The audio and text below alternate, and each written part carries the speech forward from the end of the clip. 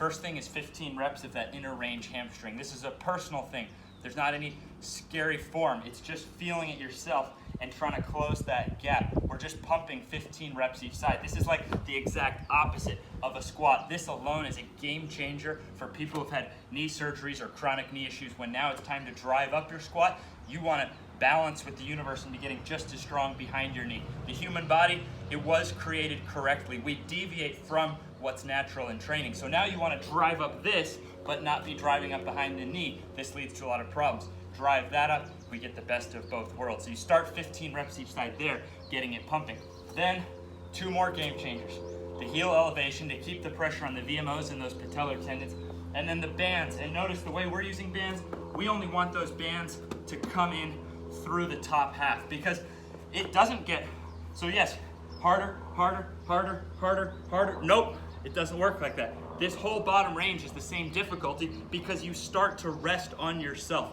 So if you have the band set too low, it kind of messes things up. So most people will find that having the band set to hit when you hit parallel, that will feel best. But again, it is a personal thing. Use whatever amount of bands, use wherever you want it. It's a personal thing, but most people who've had knee surgeries or long-term knee issues will enjoy that extra tension through the top of every rep. Now what we're doing is we're warming up with 5 sets of 3 bottom third reps. So you're just doing that bottom third, standing back up. 3 reps of that is a set, 30-second breaks, meaning start with the bar, add a little more, add a little more. Just that warm-up alone has been a game changer for so many people with their knees. Those bottom third reps with the heel elevation. The band is just a little finishing touch. Now, there's a few ways on that breath. You can hold it in the whole time to stay tight.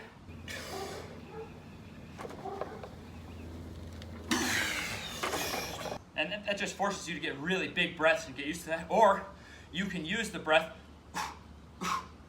you can use that breath to kind of count.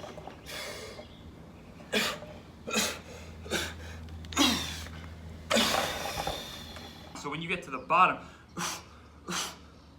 you can use that to count your 3 reps. Or you can just relax and feel it out and let your breath come what's natural. So now we've warmed up. We did our 15 reps here each side. We did our 5 sets of 3 gradually working up. Now we go to the knee flexion, which is surprisingly hard to get hold for 2 seconds. So it's 1 second down, no break at the bottom, explode back up, hold. So it's a 1-0-x2 tempo. Now you're working 5 supersets of each.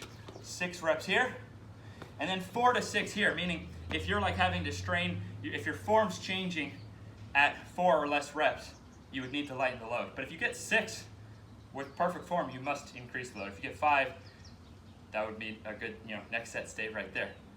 5 sets of each with a 2-minute interval timer. Just enough to regain that strength, not so much that you get cold. With the knee flexion, I like to take a breath and just really fire, trying to hold it there for that 2 seconds. With the squats, again, there's a few different things. You could hold it really tight the whole way through. You could use it to count that 3-0-x1 tempo, because I want you taking a break at the top to refocus. Or you could just let it come naturally. Last thing in terms of the usage of this, as you get more advanced, you may find, and again, it is a personal thing, you may find you want to drop faster using those bands to force even more eccentric pressure that you have to slow down. So I showed 5 reps here, kind of showing a variety where I'm not trying to bounce out of the bottom. You'll notice actually the faster I drop, the harder it gets to come back up. So this isn't something to be messed with, but this is a personal thing where it's very interesting that the first step would be being able to control it those 3 seconds.